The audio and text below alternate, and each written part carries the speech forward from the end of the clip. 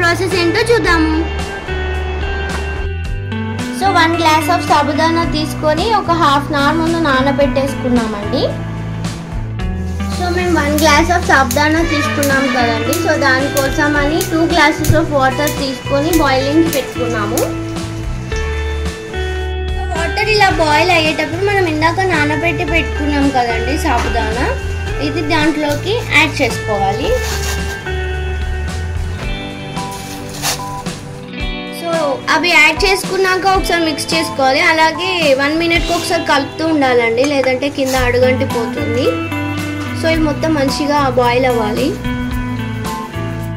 So ఇది చూసారు కదా, ఇలా మంచిగా మిక్స్ చేసుకోవాలి. ఇది ఏంటంటే మనం ఇలా ఒక 2 తీసుకొని ఇలా ప్రెస్ చేస్తే ఈజీగా ప్రెస్ అయిపోవాలన్నమాట.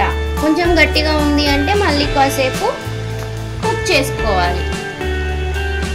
ఇంకొక 1 మినిట్ అలా కుక్ చేసుకుంటే సరిపోతుందండి. సో ఇది చూసారు కదండి, ఇది మంచిగా కుక్ అయిపోయింది. ఒకటి తీసి ప్రెస్ చేసి చూసామన్నమాట. సో ఈ టైంలోనే మేము 1 గ్లాస్ ఆఫ్ సాబుదానా తీసుకున్నాం కాబట్టి సేమ్ గ్లాస్ ఆఫ్ షుగర్ తీసుకొని యాడ్ చేస్తున్నాము. సో షుగర్ మొత్తం కరిగే వరకు మంచిగా మిక్స్ చేసుకోవాలి. సో షుగర్ మొత్తం దాంట్లో కరిగిపోయాక ఆఫ్ చేసుకోవాలి. స్టవ్ ఆఫ్ చేసేసుకొని ఇది కొంచెం చల్లారాక దీంట్లోకి మిల్క్ యాడ్ చేసుకోవాలి. మేము యాడ్ చేసేటప్పుడు మీకు చూపిస్తాను.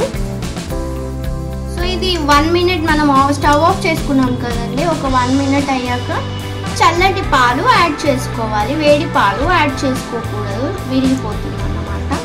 చేసేసుకొని మంచిగా మిక్స్ చేసేసుకోవాలి.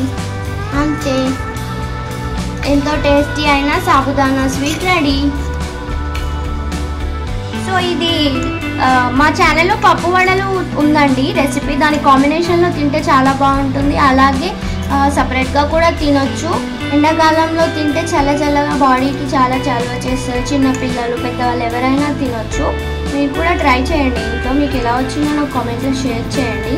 మీకు కనుక ఈ వీడియో నచ్చితే లైక్ చేయండి, షేర్ చేయండి, కామెంట్ చేయండి. అలాగే నా ఛానల్ని సబ్స్క్రైబ్ కూడా చేసుకోండి. థ్యాంక్ యూ అండి. థ్యాంక్ యూ ఫర్ వాచింగ్ చిన్నారి వంటిల్లు.